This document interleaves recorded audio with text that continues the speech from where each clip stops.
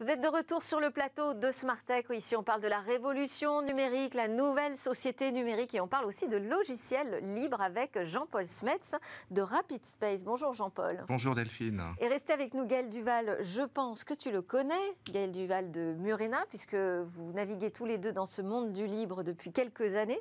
Et puis aussi, tu es venu accompagné de Sylvain Corlet. Alors accompagné à distance, puisqu'il est avec nous en visio. Sylvain Corlet, fondateur et PDG de Quantstack. Quantstack, juste un mot, c'est une équipe de développeurs qui travaille autour des data science, c'est ça? Oui. Ok, donc ça va être le sujet principal qu'on va aborder ensemble avant de donner la parole à Sylvain. Quelle est la place aujourd'hui du logiciel libre dans cet univers des data science qui est devenu très important dans le monde numérique? Alors en fait, on va un peu expliquer d'abord comment marchent les data science, parce que pour beaucoup de gens, l'IA, les data science, le big data, c'est de la magie. Hop, ça apparaît tout seul, on pense qu'il y a un seul magicien unique derrière, que c'est un seul métier, mais pas du tout. Les data science, c'est typiquement 3 métiers différents, avec un process très structuré. Et c'est un peu comme dans une maison, elle ne sort pas du sol comme ça par magie. Il y a les fondations, la maçonnerie, la charpente. Pour chacune des étapes, c'est des personnes et des métiers différents et des outils différents. Dans les data science, c'est pareil. C'est des femmes et des hommes différents, avec des logiciels différents, très souvent des logiciels libres, comme on va bien le voir après. Et alors, quelles sont ces grandes étapes, justement? Alors, il y a 3 étapes, la recherche, l'industrialisation et le déploiement. Alors, la recherche, c'est ce que tout le monde voit, c'est l'étape, on va dire, le cœur de métier des data science. On utilise des gens qui sont plutôt des mathématiciens, qui ont une très grande compétence en termes de statistiques, parfois de modèles physiques, de traitement du signal, qui ont vu beaucoup de données dans leur vie et qui vont essayer de trouver, en explorant les données, des corrélations. Donc, par exemple, ils entendent le bruit d'une éolienne ou ses vibrations, ils font un petit calcul dessus et ils disent « Ah, elle va bientôt casser dans 2 jours ou dans 1 mois ». Ils arrivent à faire ce qu'on appelle un modèle prédictif. Le modèle prédictif, c'est en fonction du bruit ou de la vibration, il va se passer telle ou telle chose. Et cette partie, en fait, des data science, qui est assez merveilleuse, elle prend entre quelques heures et quelques semaines et elle dépend beaucoup du talent du data scientist. La deuxième étape, c'est ce qu'on appelle l'industrialisation. Si on a un bon modèle prédictif, on va vouloir non pas en fait traiter quelques données de quelques éoliennes, mais toutes les données de toutes les éoliennes et tous les jours, voire toutes les minutes, pour mettre à jour le modèle, pour être sûr qu'on a finalement la meilleure prédiction possible. Et là, on a besoin d'un outil qui s'appelle un data hub, qui sert à collecter automatiquement les données, les stocker, refaire les calculs tous les jours et produire finalement le modèle mis à jour. Cette partie-là, elle prend entre quelques mois et quelques années. Et la partie la plus compliquée, la plus lourde, c'est la collecte automatique des données, qui peut prendre 1, 2 années. Les gens la sous-estiment énormément. La dernière étape, c'est ce qu'on appelle le déploiement. Une fois qu'on a tout en place, on se dit, si on faisait finalement un objet connecté, un capteur dans lequel on va directement mettre le modèle d'intelligence artificielle, comme ça, quand l'éolienne fait un son un peu bizarre, le capteur localement fait le calcul mathématique et l'arrête avant que la glace tombe sur les enfants et les transperce au sol de l'éolienne. Quelle vision d'horreur! C'est une vision d'horreur, c'est un cas réel et c'est aussi un cas réel d'application des techniques de big data. Et c'est ce qu'on appelle parfois le edge computing, l'idée qu'en fait on va faire le calcul directement dans l'objet, dans l'éolienne, plutôt que de repasser par le cloud et le data hub. Ça prend quelques mois à réaliser. Et donc dans ces 3 étapes, aujourd'hui, on trouve du logiciel libre? Absolument partout. Et dans la première étape, on a le logiciel libre de référence absolue qui s'appelle Jupyter. Ça vient de Julia, Python et R. Il a été fait par Fernando Pérez, qui est en fait un physicien colombien et qui a commencé à travailler là-dessus en 2001, donc plus de 20 ans. On voit que le logiciel libre, ça se développe sur la très longue durée. Et donc Jupyter, ça ressemble en fait à une page blanche, un peu comme un cahier de notes ou un manuel. On va écrire des formules de maths, comme des maths. On va expliquer ce qu'elles veulent dire, mettre du code pour transformer ces formules de maths en quelque chose qui fonctionne, donner quelques données pour vérifier que ça marche et voir le résultat. Et les data scientists vont s'échanger les notebooks entre eux pour toute cette phase de recherche. Jupyter, une de ses particularités, c'est qu'il fonctionne avec plus de 40 langages de programmation, notamment Python et R. Python, c'est la référence des data science. R, si on avait mis les 40 noms dans le nom de Jupyter, ça aurait été trop long. oui, c'est ça. D'accord. Et R, c'est ce qu'utilise Nicolas Hertel, qu'on avait vu justement. De la PHP. Oui, pour essayer de voir si la fluoxétine a un intérêt pour le Covid. Et alors, ce qui est génial avec Jupyter, c'est que comme c'est un logiciel libre, on a maintenant un Français qui s'appelle Romain Casati au lycée à Vierzon, qui a fait une version qui tourne directement dans un navigateur web sans cloud. Donc plus besoin de crédit gratuit, plus de besoin de faire les yeux doux aux hyperscalers américains. Un coup de baston et tout le monde peut apprendre l'IA dans tous les lycées de France sans aucune infrastructure ni aucun abonnement. Très bien. Alors, la chose qu'il faut comprendre, c'est que dans les data sciences, la partie exploratoire, en fait, elle repose surtout sur le talent du mathématicien et son expérience, beaucoup plus que sur les dépenses de logiciels ou d'infrastructures. Il suffit d'un ordinateur portable et d'un Jupyter. Si on a un bon data scientist, il trouve en quelques heures à quelques semaines. Si on a quelqu'un sans talent, il trouvera jamais. Et donc, voilà, il faut être bon en maths, sinon ça marche pas. Après, pour l'industrialisation... C'est ce que j'allais dire. Alors, mais est-ce qu'on a aussi une place importante du livre dans la partie industrialisation et déploiement? Alors, sur l'industrialisation, c'est moins connu, mais on a 3 éditeurs en Europe.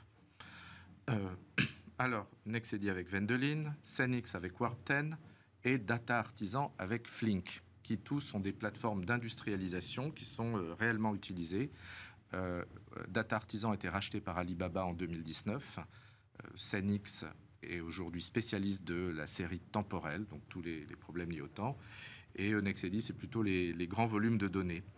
Et donc, on a dans ces entreprises des compétences qui sont plutôt liées à l'automatisation de grandes infrastructures.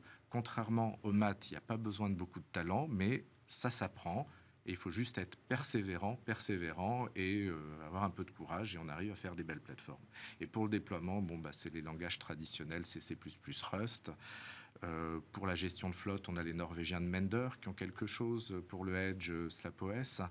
Et on trouve Python de bout en bout, puisqu'il est dans Jupyter, dans Wendelin, dans Cython qui accélère d'un facteur 100 le déploiement, ou dans Scikit-learn qu'on retrouve absolument partout. Alors, ça, c'est la librairie numéro 1 mondiale, c'est ça? Oui, alors c'est Français de l'INRIA, Alexandre Grandfort et Gaël Varocco, qui ont fait une librairie qui sert dans tous les sites de vente en ligne pour dire si vous achetez tel livre, achetez tel vêtement, si vous achetez tel vêtement, achetez tel livre. Ça sert donc dans la phase de recherche pour essayer de voir comment on calcule la corrélation entre les livres qu'on aime et les vêtements qu'on aime. D'accord. Ça sert dans la phase d'industrialisation pour voir à partir de tous vos achats de livres et tous vos achats de vêtements si la corrélation a évolué dans le temps. Et ça sert dans la phase de déploiement pour quand vous allez sur un livre, afficher le vêtement qui correspond. Donc, Scikit-learn est partout. Ok. Alors, en ce moment, il y a une actualité autour de Palantir. Palantir qui est quand même un géant de la data science, enfin en tout cas de la capacité d'analyse au milieu de toutes ces données, du big data. Tu ne l'as pas encore cité. Alors, c'est une société américaine qui fait peur à tout le monde, notamment parce qu'elle travaille pour les services de renseignement. Et qu'elle a eu des financements du fonds d'investissement de la CIA. Et on la connaît pour ça, mais ce qu'on ne sait pas, c'est que c'est surtout un one-stop shop. On est une grosse boîte, on y va, on a tout chez Palantir, la recherche, l'industrialisation, le déploiement, les experts métiers, la totale de bout en bout. Donc incontournable, finalement. C'est très séduisant pour une entreprise du CAC 40. Plus besoin de réfléchir, un seul achat, un seul contrat, magnifique. Et alors, il y a des alternatives? En fait, il y a tout. Donc, si vous voulez de la recherche, vous allez voir Cymerio, Quantstack, qui ont exactement les bons doctorants physiciens qui savent faire. On a 2 éditeurs en France, Nexedi, Xenix, et pour le déploiement, on a des centaines de fournisseurs dans Euclidia avec un annuaire de toutes les technologies en Europe, cloudrepo.eu. Donc, tout existe en Europe aujourd'hui déjà. Ce qui est en fait étonnant, c'est qu'on voit une fois de plus les gouvernements financer des projets pour refaire ce qui existe déjà. Parce que là, l'actualité du jour, c'est toute une série d'annonces de création d'une alternative à Palantir, oui. Mais on en a déjà plusieurs.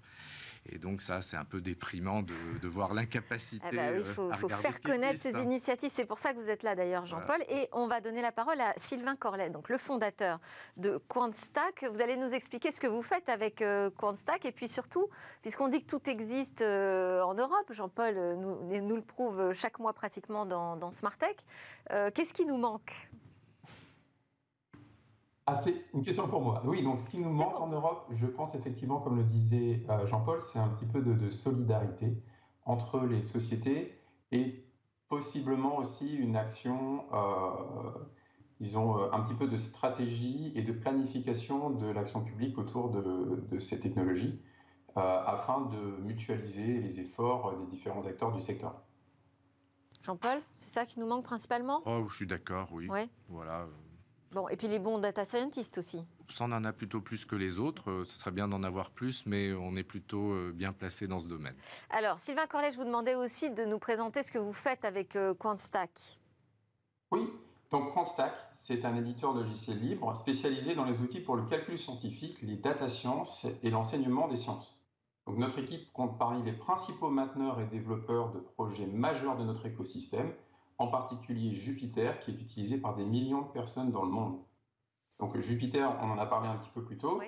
c'est un logiciel open source qui a pour but de fournir des standards ouverts et des services en ligne pour le calcul interactif. Et un des principaux composants de l'écosystème de Jupyter, c'est le notebook ou carnet numérique qui permet de créer ces documents interactifs dans lesquels on peut avoir du texte, des images et des fragments de code exécutables en ligne. Alors, Donc cette interface, elle est particulièrement populaire dans toutes les plateformes de data science pour l'enseignement, dans le supérieur et le secondaire. Alors, Sylvain, expliquez-nous, parce que vous êtes un spécialiste des data science, comment vous y êtes arrivé et pourquoi avoir choisi justement d'utiliser Jupyter, de passer du côté du développement open source? Oui, en fait, ma transition vers le développement open source, elle s'est faite alors que j'étais salarié d'une grande entreprise américaine dans lequel mon rôle était de faire un audit de tout ce qui pouvait relever des mathématiques au sein de cette société, enfin pas mon rôle, enfin mon rôle et le rôle de mon équipe aux États-Unis. Et pour faire cet audit, on créait très souvent des petits prototypes de nouveaux modèles. On évaluait les modèles qui avaient été faits par d'autres équipes dans l'organisation. On devait faire des prototypes très rapidement. Et quand Jupyter a commencé à émerger, ça a été une solution très naturelle pour nous et j'ai immédiatement commencé à contribuer au logiciel. C'est très rapidement devenu aussi ma principale activité, finalement, de développer des outils plutôt que de les utiliser. Vous avez peut-être une question à leur poser, là, nos experts du libre aujourd'hui. Enfin, je ne sais pas si vous connaissiez d'ailleurs Sylvain déjà auparavant, mais aujourd'hui, comment vous faites pour travailler avec ce monde du développement open source? Comment on trouve les bons développeurs pour ces projets? Alors, trouver des développeurs open source, pour nous, c'est facile parce que on a déjà des premières reconnaissances du marché, une certaine exposition. Et donc, la plupart des gens, c'est des candidatures spontanées, en fait. Ils adhèrent aux valeurs Vous avez de la chance. Ils adhèrent, tout à fait. On n'a vraiment aucun mal à les recruter aujourd'hui. Et la partie data science, ça vous intéresse de travailler là-dessus? Moi, tout m'intéresse, mais c'est pas notre métier. C'est pas votre métier. Bon. Sylvain Corlet, aujourd'hui, sur quel projet est-ce que vous travaillez? Alors, comme je disais, je travaille notamment sur Jupyter, mais aussi sur d'autres logiciels autour du déploiement et de la distribution du logiciel pour les sciences, avec un projet qui s'appelle CandaForge, qui est une initiative communautaire pour créer ce qu'on appelle des paquets installables pour tous ces librairies et tous ces outils pour le calcul scientifique, qui est utilisé également par des millions de gens dans le monde, et on compte à peu près 300 millions de paquets téléchargés par mois sur CandaForge. Alors, qui sont ces millions de gens dans le monde là, qui téléchargent tous ces paquets? Donc, en fait, Jupyter, c'est une technologie et un protocole ouvert qui est en fait utilisé également par des solutions commerciales. Donc, pour commencer, en fait, la plupart des services de data science, même des géants du numérique comme Google avec Google Colab, Amazon avec AWS SageMaker et Microsoft utilisent Jupyter. Mais au-delà de ces plateformes commerciales, la plupart des laboratoires de recherche, dans la plupart des laboratoires de recherche scientifique en France, on va trouver des gens qui utilisent Jupyter sous une forme ou une autre. La plupart des entreprises stratégiques en France, de l'énergie à la défense, ont des gens qui utilisent Jupyter au sein de leur organisation. De façon aussi très intéressante, C'est utilisé dans l'enseignement supérieur. Et il y a également un déploiement de Jupyter fait par l'Académie de Paris, auquel des dizaines de milliers de lycéens ont accès depuis à peu près 2 ans. Ça, c'est pour la France. Donc oui, vraiment, dans le monde, il y a vraiment des millions de gens qui utilisent ces outils. Jean-Paul nous explique quand même régulièrement que toute cette communauté de développeurs, ce n'est pas juste des bénévoles. Vous ne travaillez pas comme ça à titre bénévole. Il y a un business model derrière? Oui, tout à fait. Donc, Cranstack, c'est emploi à plein temps un peu plus de 20 personnes. Notre équipe est principalement en France et en Allemagne, avec 2 autres personnes dans d'autres pays d'Europe. Et donc, effectivement, il faut bien les payer pour travailler sur ce logiciel. Et donc, les clients de Cranstack sont des grandes organisations, publiques ou privées, qui dépendent de Jupyter et de Condaforge et d'autres logiciels que nous développons, soit dans leurs opérations, dans leurs produits ou dans les services qu'ils offrent à leurs clients. Donc, ils nous payent pour fournir du support commercial, développer des nouvelles fonctionnalités, et parfois même déployer des solutions au sein de leur organisation.